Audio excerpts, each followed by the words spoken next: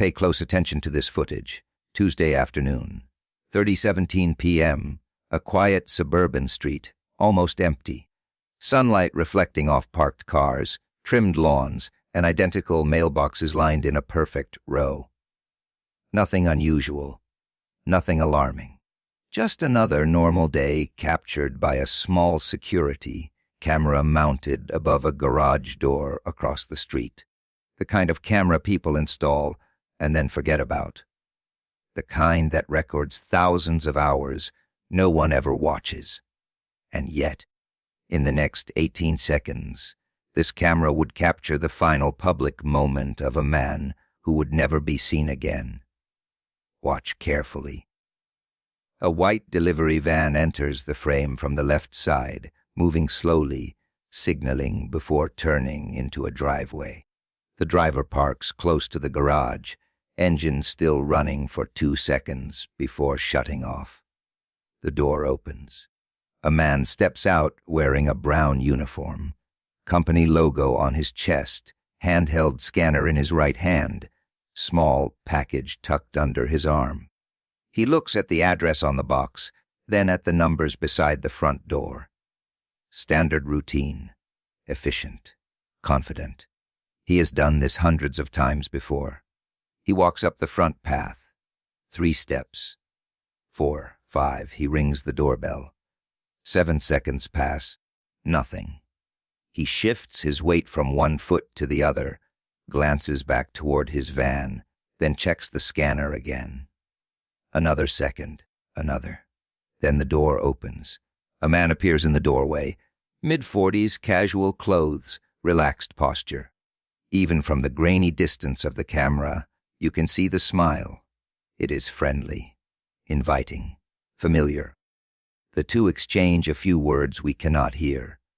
The homeowner gestures inside, a casual motion of the hand, as if offering shade from the sun or a glass of water. The delivery driver pauses. Exactly 2 seconds, not 3, not 1, 2. Then he nods, steps forward, crosses the threshold. The door closes behind him. That is the last confirmed footage of Daniel Reeves alive. What you are looking at is less than half a minute of low-resolution security video from a neighbor's camera positioned 140 feet away. No audio. No zoom, no dramatic angle, just a fixed lens capturing what looked like an ordinary delivery. At the time, no one noticed. No one reported it. No one saved the clip. It sat in a cloud server, time-stamped and forgotten. But what happened after that door closed would turn a routine Tuesday into a case studied by investigators for years. The question is not only what happened inside that house. The question is why that stop mattered. Because out of 53 deliveries scheduled that day, this was the only one Daniel did not complete. Before we talk about the house, before we talk about the man who opened that door, you need to understand who Daniel Reeves was. Because stories like this often reduce people to headlines, to statistics, to driver or a victim. Daniel was neither of those things to the people who knew him. He was a 34-year-old father, a husband, a son, and the kind of person who remembered birthdays without needing reminders. Daniel grew up in a small town 2 hours away, the middle child of 3 brothers. He played basketball in high school, not professionally, not exceptionally, but consistently. He was the teammate who showed up early and stayed late. After graduation, he worked a series of jobs, warehouse shifts, retail nights, construction mornings, until he found delivery work at 25. He liked the routine, the independence, the sense of movement. He once told a friend that driving routes felt like being paid to explore the same city in 100 different ways. At 27, he married his college girlfriend, Laura. At 29, they had their daughter, Sophie. 2 years later came Noah, a child who learned to run before he learned to pronounce his own name. Daniel worked 5 days a week, usually home by early evening. Weekends were reserved for grocery shopping, park visits, and movie nights where he inevitably fell asleep. Halfway through animated films, while his children used his shoulder as a pillow, he knew his delivery route like muscle memory. The blue house with the barking dog on Elm Street, the elderly couple on Pine Avenue who always offered bottled water in summer, the apartment complex where the elevator never worked, and he climbed 4 flights of stairs without complaining. He waved to the same crossing guard every morning. He memorized gate codes. He remembered which houses preferred packages left behind planters instead of doorsteps. For Daniel, the job was not just transportation of boxes. It was small interactions, micro connections, the rhythm of everyday trust between strangers. On the morning of his disappearance, Daniel left home at 7:12 a.m. He kissed Laura goodbye, reminded Sophie about her school project, and promised Noah he would bring home chocolate milk. His route list showed 53 stops. By 3:17 p.m., he had completed 37 without incident, every scan recorded, every package delivered, efficient, predictable, normal. Which is why what happened next did not immediately trigger alarm. When Daniel did not arrive at stop 38, the system marked it as delayed. That happens. Traffic, restroom breaks, wrong turns, delivery schedules shift all the time. At 5:40 Laura checked the family location app and noticed his van had not moved in over 2 hours. She assumed a technical issue. At 6:10 she called his phone, no answer. She called again.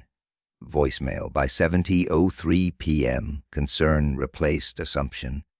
But long before the first worried phone call, long before the dispatcher refreshed the tracking screen, long before police would stand in that same driveway looking at tire marks and asking questions, Daniel Reeves had already stepped through a doorway he believed was harmless. A clean porch, a smiling stranger, a simple invitation inside. Nothing about that moment suggested danger, and that is precisely what makes it so unsettling, because danger rarely announces itself with warning signs. Sometimes it looks like politeness. Sometimes it sounds like hospitality. Sometimes it is just a man holding a package, doing his job, trusting the pattern of thousands of safe deliveries before this one. The house itself did not stand out. White siding, 2 windows, a trimmed hedge, a flag mounted beside the garage. The kind of home you drive past without forming an opinion. The kind of home that blends perfectly into memory because there is nothing memorable about it. And yet, for Daniel Reeves, this ordinary address would become the final destination of a route he expected to finish before dinner. At first, no one suspected the house. When police arrived later that evening, the driveway was empty except for Daniel's delivery van parked at a slight angle, hazard lights blinking against the darkening sky. The porch light was on. The neighborhood was quiet. Officers knocked twice. Then a third time louder, no answer. They checked the registration of the property owner through the patrol computer. No criminal history, no active warrants, no immediate cause for forced entry. So they left a notice on the door. Please contact the local police department regarding a vehicle on your property. And they drove away. What they did not know was that Daniel Reeves was still alive at that moment. What they did not know was that the man who opened the door had already left town. And what they did not know was that this was not the first time this address had appeared at the end of someone's workday. The homeowner's name was Martin Hale, age 46, divorced, freelance accountant, worked from home. To neighbors, Martin was forgettable in the most reassuring way. He mowed his lawn every Sunday at exactly 10 a.m. He waved when people passed. He returned misplaced mail. He attended 2 community barbecues a year, never more, never less. The kind of man who smiled politely and then faded back into his routine. Normal, predictable, invisible. That invisibility was his greatest protection. When investigators later interviewed residents on the street, almost every description sounded the same. Quiet guy, kept to himself, seemed nice. No one mentioned anger. No one mentioned conflict. No one mentioned fear, which is why what they found 4 days later would feel impossible to reconcile with the man who nodded while taking out his trash. The search warrant was approved on the morning of day 4. The front door opened easily. No signs of forced entry. Inside, the house looked untouched. The kitchen counters were clean. A coffee mug sat beside the sink with a faint ring at the bottom. The air smelled faintly of detergent and something else investigators could not immediately identify. Then they noticed the second mug. 2 cups, one clean, one not. Forensic teams collected residue. Later analysis would reveal traces of a strong sedative, legal to purchase online, commonly used for large animals, tasteless when mixed into hot drinks. It did not prove a crime, but it shifted the tone of the investigation from missing person to something far more deliberate. Upstairs revealed nothing unusual. Bedroom neat. Closet organized. Bathroom spotless. The kind of order that feels intentional rather than natural. But it was the basement door that changed everything. It was not locked. It was concealed. A wooden shelf stood against the wall, filled with paint cans and storage boxes. One detective noticed scuff marks on the floor beneath it, small arcs suggesting the shelf had been moved repeatedly. When they pulled it aside, a second door appeared. Thin, unpainted, easy to miss if you were not looking. Behind that door was a narrow room with no windows. Inside were stacks of binders, photographs, printed maps, handwritten notes dated across several years. Every photograph showed delivery vehicles, different companies, different uniforms, different drivers. Most were taken from a distance through windshields, across parking lots, from sidewalks. Each image had a date and location written in the corner. Some had route numbers. Some had estimated arrival times scribbled beside them. It was not random collection. It was documentation. Investigators counted over 200 photographs before they stopped tallying. On the far wall, pinned separately, were 8 images marked with small red circles. Daniel's photo was among them, printed 3 weeks before his disappearance. No circle yet, just his name written beneath in black ink. The room suggested planning, patience, observation, not impulse. Meanwhile, the timeline outside the house continued to tighten. The delivery company provided GPS logs showing Daniel's van stationary for nearly 3 hours before police first arrived. Cell phone records placed Martin Hale's phone leaving the area 40 minutes after Daniel entered the house. Traffic cameras later captured Hale's car heading north on a state highway just before sunset. What began as a single missing delivery driver was evolving into a pattern investigators did not want to name yet. On day 6, digital forensics uncovered encrypted folders on Hale's computer. Inside were spreadsheets tracking delivery schedules, neighborhood distances, and estimated response times for emergency services in various districts. It was meticulous, methodical. Chilling not because it was chaotic, but because it was organized. Then came the call that expanded the case beyond one city. A neighboring state reported 2 unsolved disappearances of delivery workers over the past 5 years, both last seen near residential addresses matching locations stored on Hale's maps. The similarities were not proof, but they were enough to involve federal authorities. Suddenly, the investigation was no longer local. Resources multiplied, databases opened. Old files resurfaced. The narrative shifted from, "Where is Daniel Reeves?" to, "How many times has this happened before?" Public awareness grew. News stations replayed the same security clip of Daniel entering the house. The 2-second hesitation became symbolic, analyzed frame by frame, discussed by commentators, slowed down until it felt longer than it truly was. People debated what he might have been thinking in that moment. Fatigue, courtesy, instinct overridden by routine. While the public speculated, investigators followed logistics. Fuel receipts placed Hale's car near an industrial district 70 miles north. Toll cameras confirmed travel times. Abandoned buildings were searched. Warehouses inspected. Each lead produced fragments, receipts, discarded gloves, partial footprints, but no immediate resolution. And yet the scale kept widening. Digital communication records revealed Hale had been active in several private online forums focused on community preparedness and security discussions. Most posts were harmless. A few were not. Language shifted from neutral to ideological, from discussion to intention.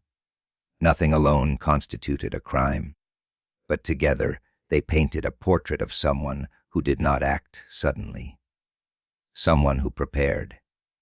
By the end of the first week, the case had transformed from a missing delivery into a multi-jurisdiction investigation involving analysts, behavioral profilers, and agencies that rarely collaborated on ordinary disappearances. The house on that quiet street was sealed with evidence tape. Neighbors who once described Martin Hale as forgettable now described him as unknowable. And still, one question remained louder than all others. What happened after the door closed? Because somewhere between the polite smile in the doorway and the silent basement filled with photographs, an ordinary Tuesday had shifted into something meticulously planned. The evidence did not point to chaos. It pointed to design. And design meant one terrifying possibility. Daniel Reeves had not been chosen by accident. Martin Hale was arrested 12 days later at a roadside motel nearly 200 miles from the city. He did not run. He did not argue. According to the arrest report, he opened the door before officers even knocked, as if he had been expecting them. The same calm expression witnesses described, the same controlled tone. There was no dramatic chase, no shouting, no resistance. Just handcuffs clicking in a quiet hallway while a vending machine hummed a few feet away. Inside his car, investigators found receipts, gloves, and a second phone registered under a false name. What they did not find was Daniel. The search continued for weeks. Industrial sites, storage units, remote service roads, places most people pass without ever looking twice. Each location added fragments of evidence, but fragments are not closure. Closure requires certainty, and certainty is the one thing investigations cannot promise on a schedule. The trial months later focused on planning, digital records, and the hidden room in the basement. Prosecutors spoke about patterns and preparation. Defense attorneys spoke about assumptions and circumstantial links. The courtroom filled with diagrams, timelines, and enlarged photographs printed on foam boards. Yet the most powerful moments were not the charts or the legal arguments. They were the quiet ones, when Daniel's name was spoken and the room fell still. Laura Reeves attended every session. She sat in the second row, hands folded, eyes forward. When reporters asked what she wanted people to remember, she did not talk about the case. She talked about Daniel teaching their daughter how to ride a bicycle in the empty school parking lot on Sunday mornings. She talked about how he labeled leftovers in the fridge with dates because he hated wasting food. She talked about promises, small ones, like chocolate milk after work, that children never forget. Sophie stopped asking when her father was coming home. Instead, she started asking why his shoes were still by the door. Noah began waving at delivery vans that passed their street, believing for a moment each time that one of them might stop in front of their house. Grief did not arrive all at once for the Reeves family. It arrived in routines, empty chairs at dinner, unanswered phone calls, birthdays that felt quieter than the year before. The delivery company changed its policies within a month. Drivers were instructed never to enter private homes under any circumstance. GPS monitoring became real time. Automatic alerts triggered if a stop lasted longer than expected. Training sessions emphasized personal safety over customer convenience. These changes were necessary. They might prevent future tragedies. But policies cannot erase what already happened, and they cannot fully guard against someone who spends years studying patterns. Because the unsettling truth is this: danger rarely looks dangerous. It looks ordinary. It smiles. It holds the door open. Daniel Reeves trusted what thousands of safe deliveries had taught him, that most interactions end with a simple "thank you" and a closed door. And he was not wrong about most people. Most people are kind. Most homes are safe. Most days end exactly as planned. But stories like this remind us that safety is not built from assumptions. It is built from awareness. If you work a job that brings you to unfamiliar doors, remember that politeness should never outweigh caution. If you are a homeowner receiving deliveries, understand the trust placed in that brief exchange on your doorstep. These moments are small, but they are real connections between strangers who expect nothing more than normalcy. Daniel's route number was retired. His co-workers placed a small plaque in the break room with his name and the words, "Finish the day." Customers who remembered him left handwritten notes beside it. Thank yous for packages delivered in the rain, for boxes carried upstairs, for friendly greetings that lasted only seconds but brightened entire afternoons. Memory, in the end, became its own form of justice. Not legal justice, not procedural justice, but human remembrance. Because a person is more than the last place they were seen, more than a timestamp, more than footage recorded from a distance. He was a father who showed up early to school events, a husband who double-checked door locks at night, a neighbor who helped carry groceries without being asked, a delivery driver who believed that everyday trust was part of the job. If this story stays with you, let it stay for the right reasons. Share it not out of fear, but out of awareness. Talk about the importance of safety. Talk about the people behind the uniforms we see every day and rarely think about twice. And when you watch security footage or pass a delivery van on your street, remember, there is a life inside that routine, a schedule built around coming home. If this video meant something to you, share it so others remember Daniel Reeves and the lesson his story carries.